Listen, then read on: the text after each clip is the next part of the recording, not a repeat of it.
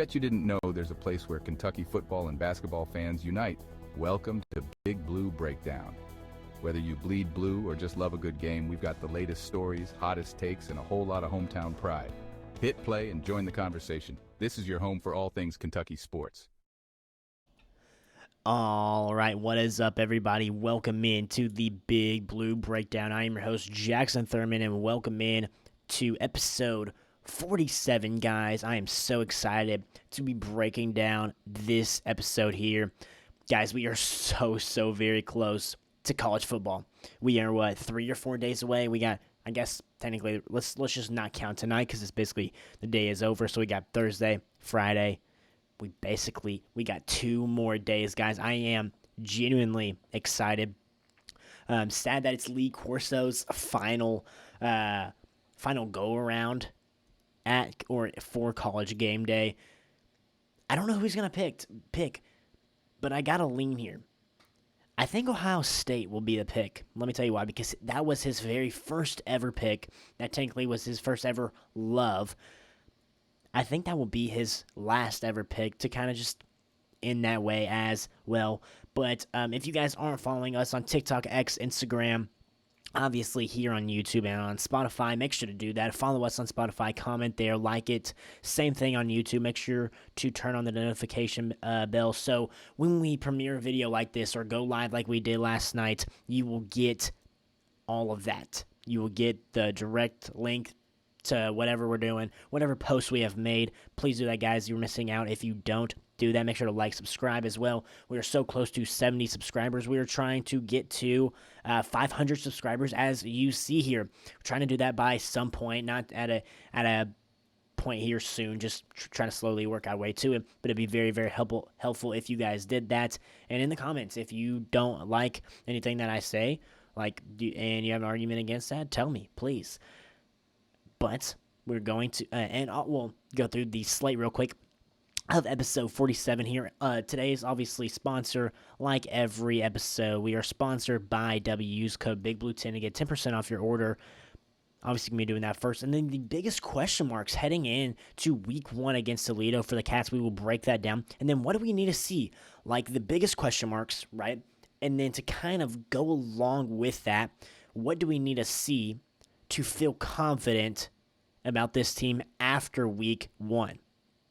That's the basis of this whole episode here, but we'll go ahead and give our sponsor, Dubby, a quick word, and we will be right back here on the Big Blue Breakdown, episode 47. Hello, everybody. We wanted to take a break in this episode to tell you about our friends over at Dubby Energy. Dubby is a clean energy drink that is made to give you focus with no crash, jitters, or angst like any other energy drink. Some facts about Dubby. Number 1, it's 0 sugar, artificial colors, or dyes, or hidden ingredients. It is also gluten-free. Number 2, all flavors are unique and custom made by Dubby. You'll never taste anything like a Dubby drink. Number 3, the drinks are $1 less, guys. That is cheaper than Starbucks or any canned drink. Lastly, it is made in the U.S. It is close to home. Guys, if you guys are looking forward to going to a Kentucky football game or Kentucky basketball game and you need some energy, get Dubby. Dubby is the perfect thing for you working out and you need some energy. You need Dubby. You need Dubby throughout the day. It is for you.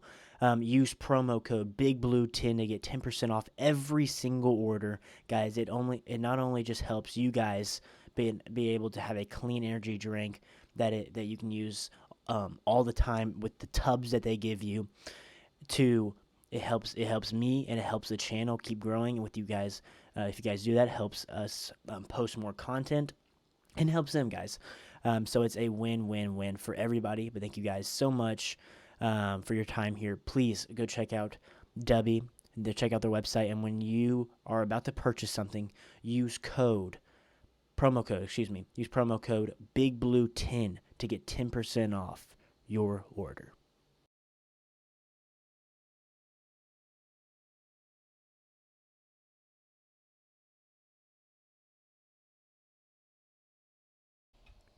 Alrighty, guys, welcome back into episode 47 here. Again, I'm so excited. We are so close to actual week one of college football. A tremendous slate of games. Some people are saying this could possibly be the best week one ever in college football with some of the matchups that we have. Texas, Ohio State, Alabama, Florida State, LSU, Clemson. Not to mention the games on Sunday, the games on Friday before Saturday.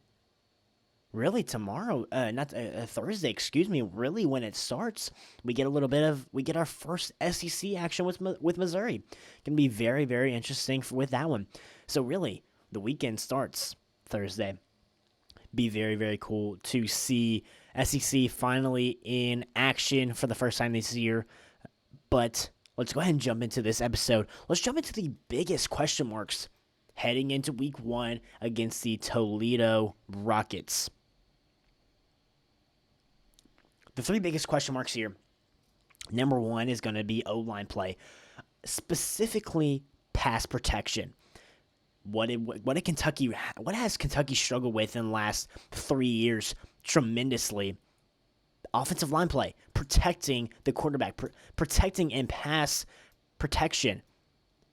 That is something that is a very big question mark, and has the offensive line been revamped and rebuilt this year with Eric Wolford? We shall see. This is a big question mark, though, because of how bad they were last year and just the unknown of these new transfers coming in. I think it can be a big upgrade from last year, especially looking at it on paper. It's just, can they actually put this into the game? Will it look like a well-oiled machine protecting Zach? And will they do it? It's just simply, will we see a good product of the offensive line in week one? Number two, how does the run defense look? Now, this was the biggest problem on the defense last year with a tremendous defense. It's just a defense that was left on the field way too long last year, guys. A team that was left on a unit that was left on the field way too long. They got tired. They were very injured all around the board. This is something to look at because some of the holes that we had to fill, and I'm very interested in seeing how well does this defensive line and this linebacking core stop the run. That is definitely a big question mark heading into week one. Now, number three, do we have an elite running game? And I know this is kind of 4 questions, but I'm putting this one into the third one here to make it a lot simpler and not have a whole bunch of questions, really just a couple that we can look at and that are really big questions, because I think we know what we're going to get out of the secondary. I feel like we know that they're going to be pretty good. We know what we're going to most likely get from that defensive line, especially edge, like on the edge and in the middle. It's just, can they stop the run? And that's going to deal with a lot with the linebackers there as well. We know a good amount of what we're going to get out of Zach Calzada, just because he's so experienced and we've seen him so much. Like, he's really not going to change, I don't think, that much over a offseason. And the tight end position, I would say, I guess. But elite running game is a question. Like, we know we have really good running backs, and we know that we're definitely going to have flashes if we're not tremendous of like really good run play. We're going to be very solid there. It's just, can it be elite? And if it is elite, we have something to rely on the offensive side of the ball. And that takes a lot of stress out of Zach Calzada's hands. So if you have something that you can legitimately rely on the offense in a 4-headed snake in the backfield that is big, you can have your kind of identity right there and be able to play off of that. Having an elite run game opens up the pass game. Obviously, elite run game, it is an elite run game itself. You're going to be able to get yards, slow down the game, really. It won't be a fast-paced, up and down type of game. Slow the game down. Waste clock. This is something that is very, very big for the Cats in 2025. And if we have an elite run game, that could be a very, very good recipe for success. And when Mark Stoops has been tremendous in the run game, he has averaged around 7 to 8 wins a year. Lastly, who steps up for the wide receivers? Now, I do think we have a tremendous rotation right there. I think the rotation is very, very good. It's just who's going to step up, guys. Who is going to be the guy at the wide receiver position to step up, to have a good amount of catches, who becomes our biggest threat on the outside? Because the guy does need to step up. It can't be all guys that are just, solid, because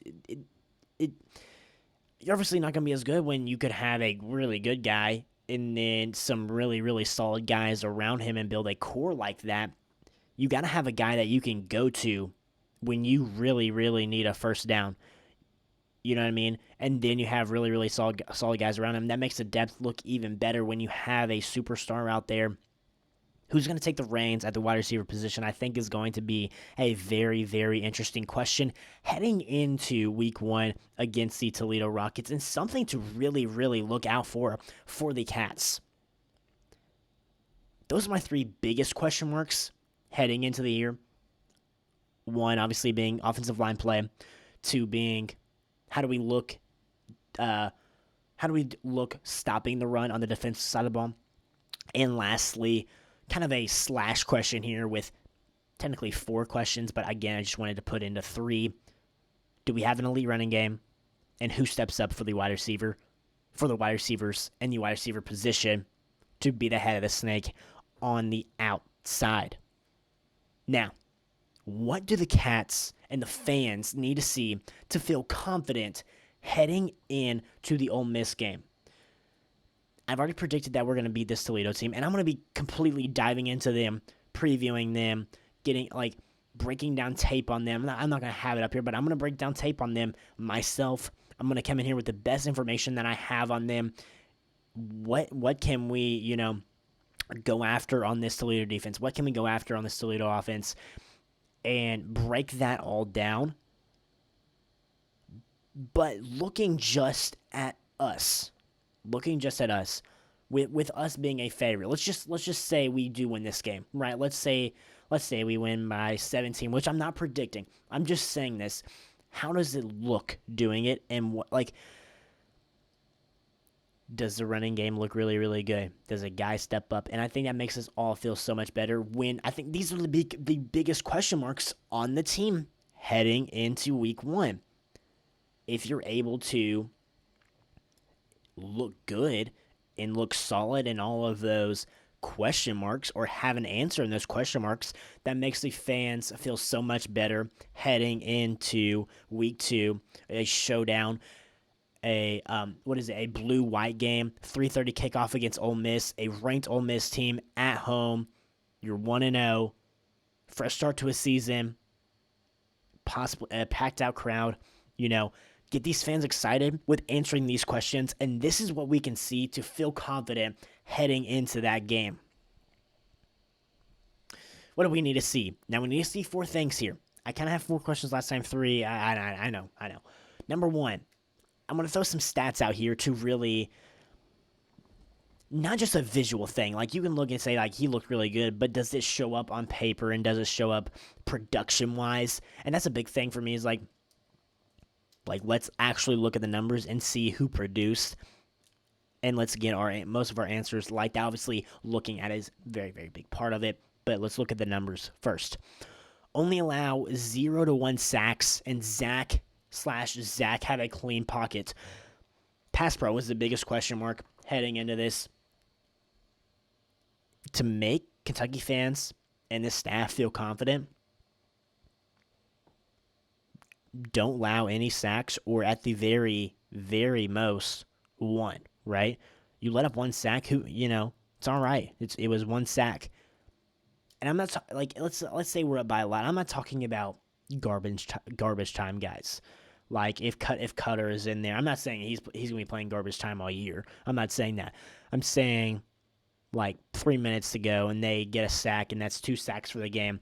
I'm talking about in the big parts of the game when it really, really matters, right? And it's not 2 minutes left to go in the game and the game's over, allowing 0 to 1 sacks. And Zach have a clean pocket the entire game. Now they can provide a absolute ton of pressure and not get a sack and affect Zach. So that's why I add in there Zach have a clean pocket. You can that's more of a visual thing that you can go back and watch and say, yeah, did Zach have a clean pocket in this game? He had a lot of clean pockets on a lot of good throws that he made. Yeah, he had a clean pocket here. A little bit of a collapse here, but it wasn't too bad. And there was only 1 sack on the game. So that was really, really good production. That's something that we need to see. And the stats of these sacks we can look at, but the clean pocket we need to visually see. So that is number one thing to feel. Again, that is the number one thing to feel confident for the Cats and the Cats fans after week 1 or after the game is over. Number 2, 125 yards or less on the ground for Toledo. Now, Toledo, guys, I'll get into this. They are not a run-first team, so it'll be very, very big to obviously not allow them because they're going to pass the ball, and they're going to have some good passing numbers because they're more of a spread, air raid type of offense. If you're able just to completely stop their run game, you make them really one-dimensional, and they're not really good in the run game either. But subtracting all of that out of it, 125 yards or less on the ground for Toledo, I think that'll be a really, really good sign for this run game for the Cats, the defensive run game for the Cats. Obviously, it's against Toledo and a MAC team, but this Toledo team is very, very solid. You see what they did to an SEC team last year in Mississippi State.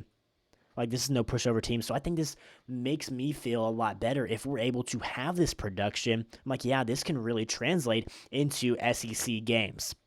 That's kind of how I feel about it. So 125 yards or less on the ground. And I think people feel a lot better about the defensive run game for the Cats in 2025 moving forward. Onto that Ole Miss game. Excuse me for a quick water break.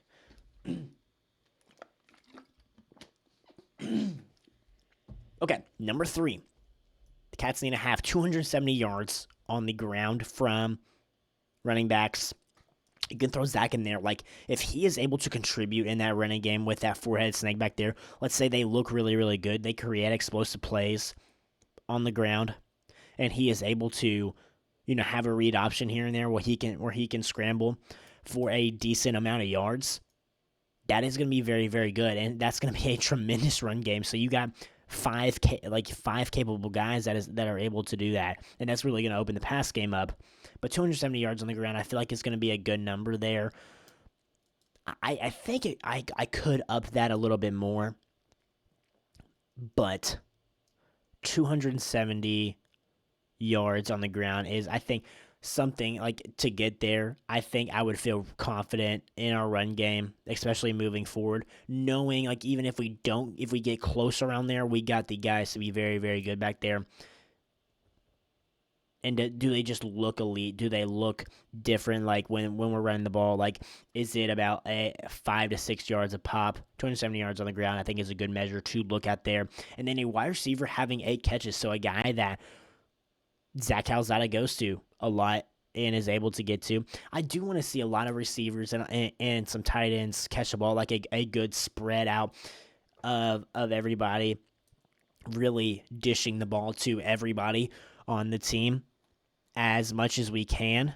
But a guy step up and a guy show that he is our number one and our real threat. That's what we need. Like, we need a star to break out in this game, and we need him to get around 8 receptions for me to feel super confident about him being the number one guy, and then everybody falling in after. Like, the guy that we can go to when we need to play down the field, the guy that we need to go to when we need him to get in open space and make a play. But I do want to see him throw the ball to really about everybody, so it's not just one guy, but I do want to see one guy step up here. And then lastly, Zach play within the system, be kind of the point guard here, lead the team down the field, lead them on long drives. I do want to see some tempo. I want to see some tempo. I do want to see long drives. I just want to see a clean quarter. I want to see some clean quarterback play. I want to see him play in the system, not turn the ball over. Kentucky's quarterbacks that are new. I just want to throw this out there. They have a weird tendency to throw a pick on the first drive of their Kentucky career. Will Levis, Brock Vandegrift. It's just weird. I do not want to see that for Zach. I do not want to see that for Zach Calzada in the first game. I just want to see him play within the system, distribute the ball to our playmakers. He doesn't have to be the superstar that leads us.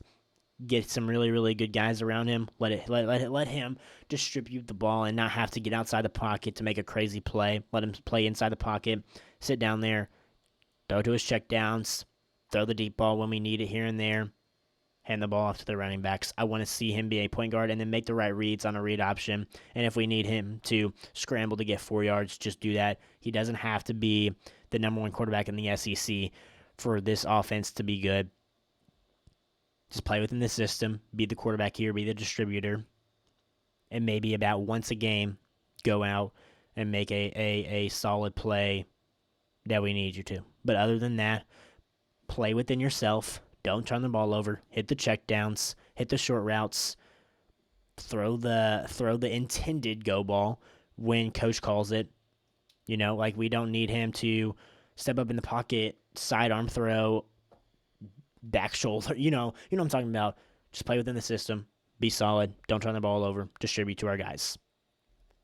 That is really what I think Kentucky fans need to see in week 1 against Toledo to feel confident. Guys, and if they check all these boxes, and they win by a good amount of margin, and I will talk about that. I will dive completely in that, and they win by a good amount of margin. Man, does that get people excited for week 2 against Ole Miss. A lot of potential in that game. If you win that game, guys are feeling really, really good moving forward. You will start the year 3-0 if you beat Ole Miss. That would be completely awesome. Get the fans back into it, fired up on Mark Stoops' side heading into week 2, and let's go make an upset. But first, let's get through the Toledo Rockets. Let's get through them. Let's beat them, and let's check these question marks off the paper here. You know what I mean? Show that you can run the football, have an identity there. Show that, let's say it's a 12-play drive. We run the ball 8 times. We throw the ball 4 times. Zach has some nice checkdowns, about 7-8 yards. A check down. He throws a back shoulder touchdown into a back shoulder fade into the end zone. He plays within the system. We have an identity around the game. If we need to throw, he can help. He can do that right there. He's serviceable. Dang, that's what we need to see. Him have a clean pocket. We stop the run on defense. We dominate in the run game on offense. Zach has a clean pocket. Just saying that again. And a wide receiver specifically steps up and has a big game and really solidifies themselves as the go-to option. And then other guys around them have solid games where it's not just him. Like, we're able to distribute it to a lot of other wide receivers, unlike we've been able to do in the past with just a couple of solid, good wide receivers. Now we have a ton, and then, you're telling me, we have 1 star and 5 to 6 other guys that we can rely on to make a catch, and he's able to distribute it out. That makes it so tough on a defense, guys. But thank you guys so much for tuning in to episode 47 here on the Big Blue Breakdown. Make sure to go follow us on social media at TikTok, X, Instagram, obviously on YouTube, trying to get to a goal of 500 subscribers. Go check out our new series starting on Saturdays, starting at 7:45 in the morning. Coffee before college football. Big one coming out there. Thank you guys so much for tuning in to this one. We'll see you guys back on Thursday. Actually, we'll see you guys back on Thursday. And then Friday, I believe we are doing a live. So I will let you guys know about that. Thank you guys again so much for tuning into this one. And as always, go Cats.